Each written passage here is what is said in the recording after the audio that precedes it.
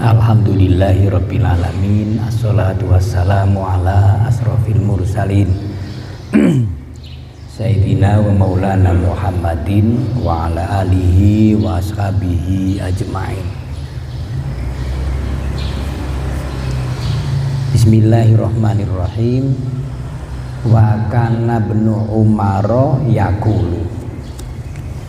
Ibnu Umar beliau mengatakan, idza amsaita fala tangdiri sobah. Idza amsaita, ketika kalian mendapatkan waktu sore jam 5, jam 6 sore, fala tangdiri sobaha, maka jangan terlalu pede, percaya diri untuk menunggu datangnya waktu subuh.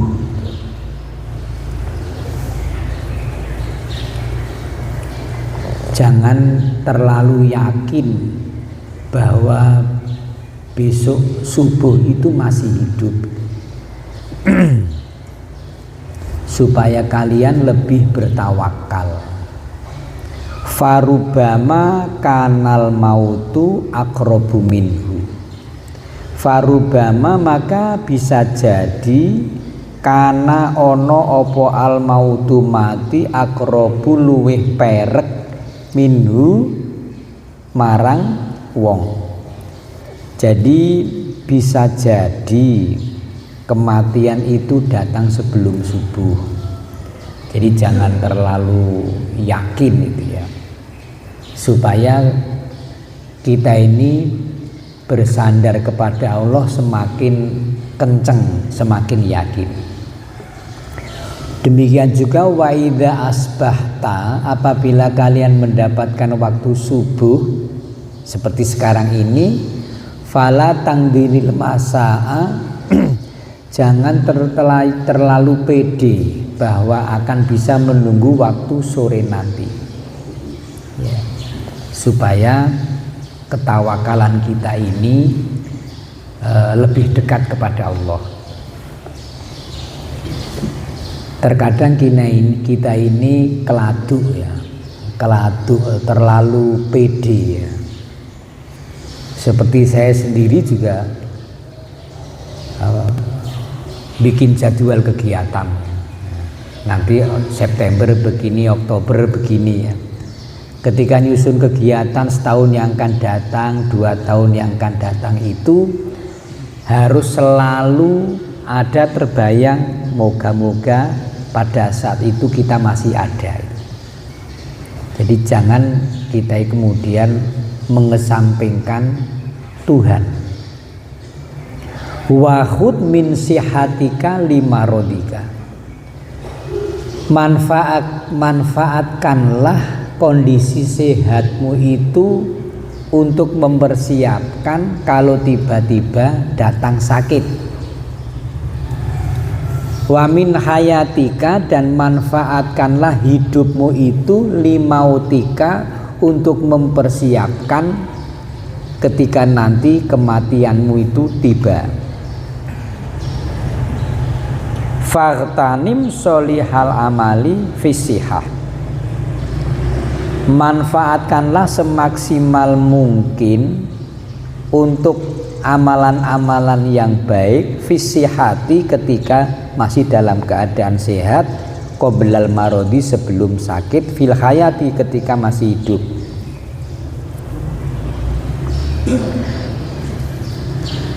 Sesekali kita ini kalau ke kuburan ya, ke kuburan itu berdiri terus metenteng ini ya. Kalau nggak metenteng kok kayaknya sombong ya, sedakep lah, sambil melihat kijing-kijing itu, nisan-nisan itu, kuburan yang segitu banyaknya. Apalagi kalau di Taman Pahlawan ya, yang lebar. Sambil kita menyadari orang segini banyaknya yang sudah dikubur ini semuanya minta hidup lagi. Semua mereka itu maunya itu minta hidup lagi. Sedangkan kita sekarang masih hidup. Apa yang mereka minta tidak bisa, sekarang saya masih hidup. Sehingga memang harus memanfaatkan hidup ini semaksimal mungkin. Walaupun kesadaran seperti ini tuh memang munculnya beriringan dengan waktu ya. Kalau masih anak-anak SMP, SMA itu masih kesulitan untuk muncul kesadaran seperti ini. Tapi nanti sudah seiring dengan waktu umur 68, 70, 72 itu akhirnya, apalagi yang sudah pensiunan gitu ya, sudah nggak mikir lamar kerja, sudah nggak gitu-gitu ya, mikirnya ke ya Allah sesuk isi urip, besok masih hidup itu ya.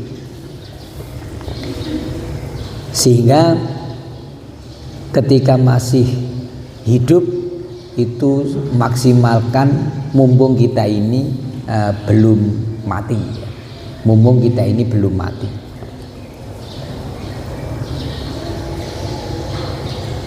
Kita ikuti apa yang dikatakan ikmal lidunyaka ka'annaka ta'isu abadan wa'mal li akhiratika ka'annaka tamutu ghadan.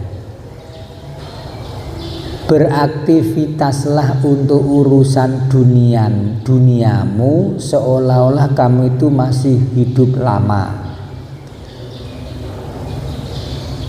Beraktivitaslah untuk akhiratmu seolah-olah besok itu mati.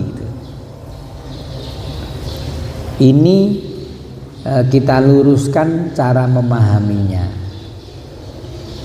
Kalau untuk urusan dunia seolah-olah itu masih hidup yang lama. Maksudnya adalah ojo kemrungsung gitu. Jangan kemrungsung. Pekerjaan sampai jam 4 sore belum selesai kumandang azan, maka harus segera ada pikiran, berhenti dah, wong saya hidupnya masih lama gitu ya. Mengejar ini belum kedapatkan, segera mengatakan santai aja, wong saya hidupnya masih lama gitu. Tapi kalau urusan akhirat, masjid sana itu sedang bangun, saya mau berkontribusi sesegera mungkin. Jangan-jangan nanti belum saya tunaikan besok mati itu ya. Jadi harus disegerakan. Urusan dunia itu bisa kita pahami. Walaupun kita itu hanya punya uang 200.000 rupiah, itu harus percaya diri. Ngapain saya bingung punya uang 200.000, wong hidupnya tinggal sehari besok gitu ya. Hidup sehari besok itu 200.000 cukup ya. Sarapan 15.000, makan siang 20.000 ya. Makan malam golek sing rada enak ya 50.000 misalnya. Masih cukup itu ya.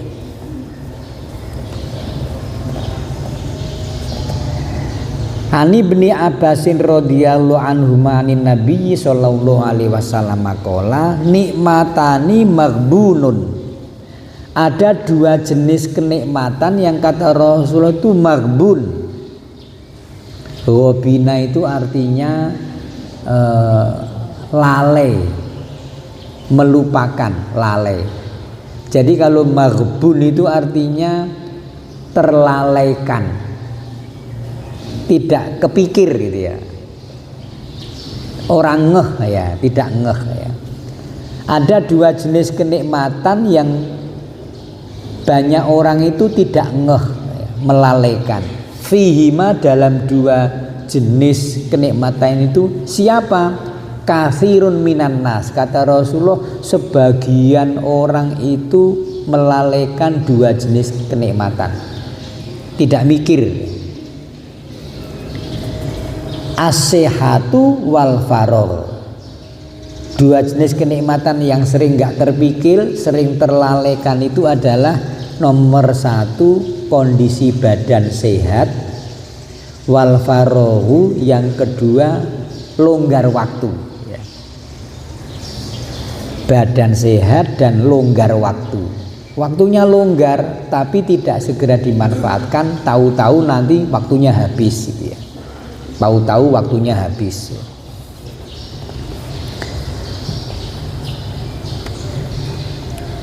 Ini hanya omong-omong aja ya, hanya renungan-renungan saja ya. Bapak-bapak yang punya anak mungkin 6, mungkin 7, mungkin 4 gitu ya. Kemudian punya banyak harta peninggalan, mungkin toko, mungkin tempat usaha, mungkin perkebunan, mungkin sawah gitu ya. Semuanya masih atas nama bapak ya. Terus nggak segera terfikir, ini sebaiknya biar nanti saya meninggal anak-anak nggak ribut gitu. Segera deh saya selesaikan, yang sana untuk ini, yang situ untuk itu, yang ini untuk ini, yang ini saya wakafkan. Dia masih sehat, waktunya longgar, tapi itu nggak segera cekat-ceket, nggak sat-set, nggak segera dipikir. Begitu tiba-tiba sakit, setelah sakit kemudian nggak bisa apa-apa, baru terpikir, nah kok nggak kemarin-kemarin ini saya selesaikan, coba gitu ya. Akhirnya makin buruk, makin buruk, makin buruk ya. Ketika sehat, ketika longgar waktu nggak segera. Sebuah contoh lagi, misalnya mau haji, mau umroh, badannya sehat, waktunya longgar, tapi nggak segera diprioritaskan. Sebenarnya duit sudah ada, mengko. Akhirnya begitu datang sakit, datang kesibukan, baru nyesel, kok nggak kemarin-kemarin gitu ya. Sekarang ini ada gejala, bukan gejala ya, ada kecenderungan bapak-bapak, ibu-ibu sudah tua, semangat belajar ngaji Al-Quran itu tiba-tiba muncul gitu ya. Beliau-beliau itu kira-kira nyesel, kok nggak bien gitu ya. Sebab kalau ketika masih anak-anak itu diajari kan gampang, luwih gampang. Tapi nek wis tuwek ngarep kelingan buli lupa, sampai baris sini yang sini lupa gitu. Jadi angel melafalkannya sulit, menghafalkannya sulit gitu ya. Tapi kok ya munculnya semangat belajar malah setelah tua gitu. Biyen nomi nggo apa ya. Jadi kafirun minan nas, sebagian besar manusia itu tidak ngeh, yaitu tentang sehat dan longgar waktu. Wa qadima Abu Ubaidah radhiyallahu anhu bimalin minal bahraini. Abu Ubaidah ini diutus Rasulullah memungut zakat jizyah ke Bahrain. Setelah dari Bahrain membawa sekian banyak harta, pajak, zakat dan lain-lainnya, wantadoro ba'du sahabati, beberapa sahabat itu menunggu datangnya Abu Ubaidah yang akan datang dari negeri Bahrain, membawa hanya banyak harta, yaitu harta hasil pemungutan zakat. Beberapa sahabat itu menunggu di Madinah.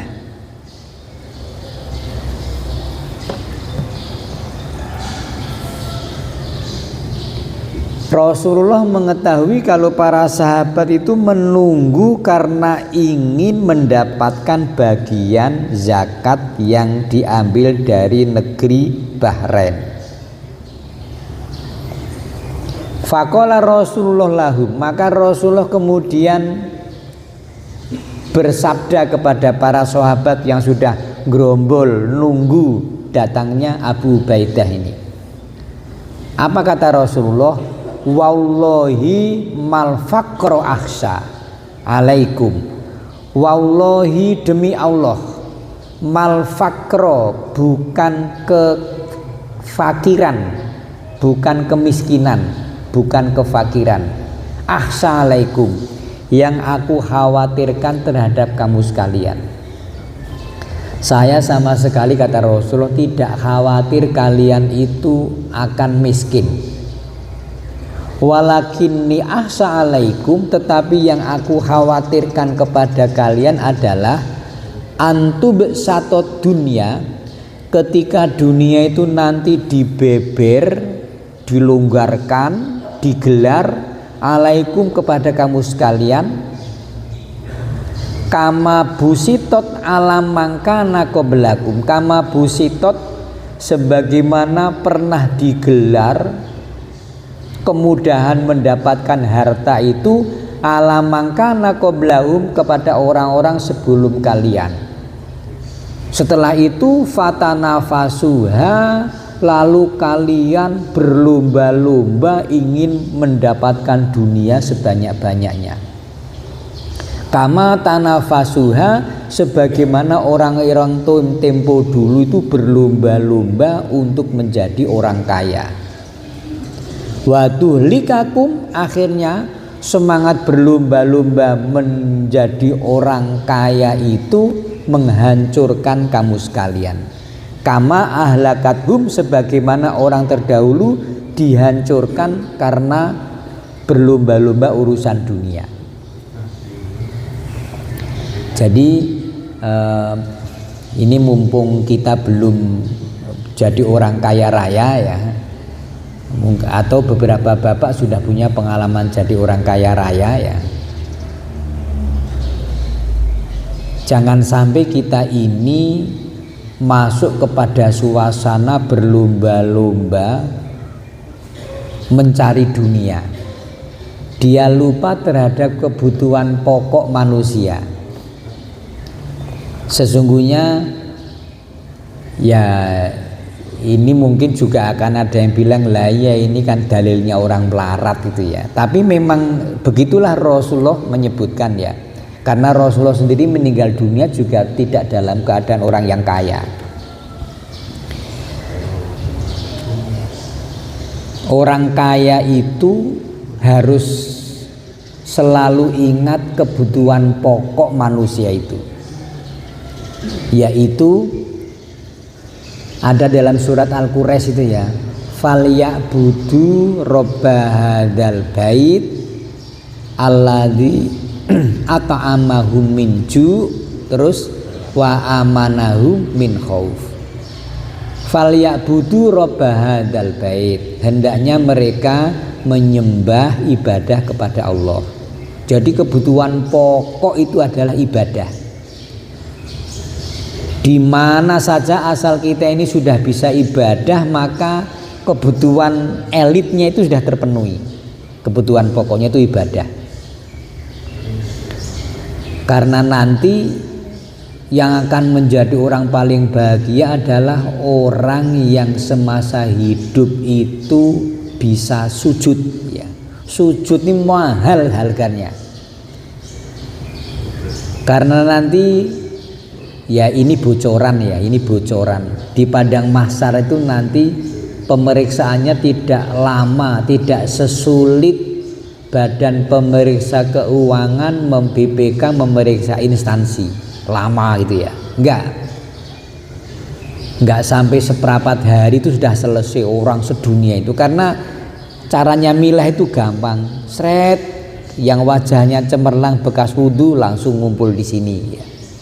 Yang tidak cemerlang langsung di sana.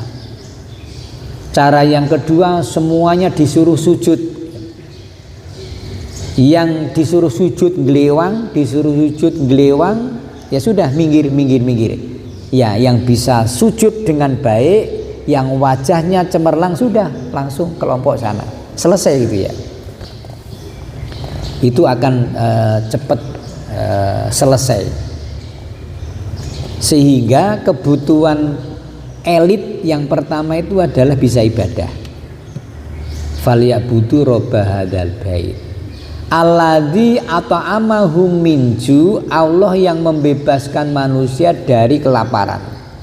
Jadi yang kedua itu terpenuhi sandang pangan papan. Ini supaya setiap hari itu kita punya kesadaran begitu. Kalau sudah bisa ibadah, sholat 5 waktu lah setidak-tidaknya, terpenuhi sandang pangan papan. Yang namanya sandang itu menutup aurat. Dan ketika kita pergi, yang kita butuhkan baju yang kita bawa itu hanya satu. Jadi gak usah banyak-banyak punya baju itu ya. Sebab ketika bepergian itu gak dipakai semua gitu ya. Malah kalau punya baju 15 sudah dipakai semua, ya kaya memedi nantinya ya. Terpenuhi sandang. Pangan tuh sehari kita juga hanya 5 kali ya, sehari hanya 3 kali. Bahkan orang yang kaya itu kalau makan sangat terbatas. Datang ke resepsi kok kita makan jejer orang kaya, itu jenengan nanti akan heran. Wong sugih malah nggak mangan sate, nggak mangan gulai, ada cumi-cumi juga nggak ngambil, emping nggak ngambil, yang diambil ternyata hanya kerupuk gitu ya. Itu makanan orang kaya itu kerupuk. Kalau yang orang miskin makanannya apa? Oh, semua sate, gulai, emping, semuanya dimakan gitu ya. Karena orang yang miskin itu nggak punya penyakit. Orang yang kaya itu jangan-jangan itu ya sehat, tapi karena sering cek lab akhirnya stres sendiri itu. Habis cek lab tuh palah, kolesterolnya segini, gulanya segini, asam uratnya segini gitu ya. Orang melarat nggak pernah cek lab itu, pokoknya pede sehat gitu ya. Memang nanti begitu sakit yang langsung mati gitu aja ya. Ya. Sandang, pangan, papan. Nah, papan itu juga begitu supaya kita sudah syaratnya memang menyadari sendiri. Papan untuk istirahat itu yang kita butuhkan juga berapa meter sih tempat tidur kita itu? Jenengan yang rumahnya lebar 3 lantai, ada 15 kamar, apakah malam kalau tidur terus pindah-pindah itu ya? Jam 9 lantai bawah, jam 11 lantai 2, nanti jam 2 pindah ke atas, itu malah turu-turu gitu. Jadi ternyata orang yang sekaya apapun bajunya yang dipakai hanya satu, sehari makan hanya 3 kali, yang dipakai itu tidur juga hanya 1 kamar. Apalagi bikin rumah 3 lantai 4 lantai. Jangan yang umurnya sekarang 40 tahun kan belum punya pengalaman umur 60 tahun ya. Yang sudah 60 tahun belum punya pengalaman umur 70 tahun. Yang sudah umur 65 tahun, 70 tahun itu paling tidak suka dengan rumah lantai 2 ya. Paling tidak suka itu. Apalagi lantai 3 ya. Jadi yang diseneng itu ya lantai 1, yang di dalam kamar itu ada kamar mandinya, kemudian ada pegangan ya, ada tempat sholat, sudah itu ya.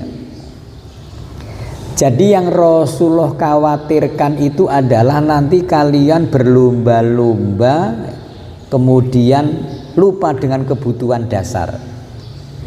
Ibadah terpenuhi sandang pangan papan, lalu yang terakhir adalah wa amanahu min khauf. Aman, tidak rusuh ya. Tidak ada huru-hara, tidak ada peperangan. Bersyukur Indonesia itu setelah perang melawan Belanda sudah tidak pernah lagi ada perang melawan negara lain ya. Nggak usah sampai terjadi lah ya. Adapun Kamboja dengan mana? Vietnam atau Thailand. Nah ya itu silahkan mereka latihan perang lah ya. Biar senjatanya nggak nganggur. Nah tapi kita itu udah wa amanahu min khauf, diamankan dari rasa takut.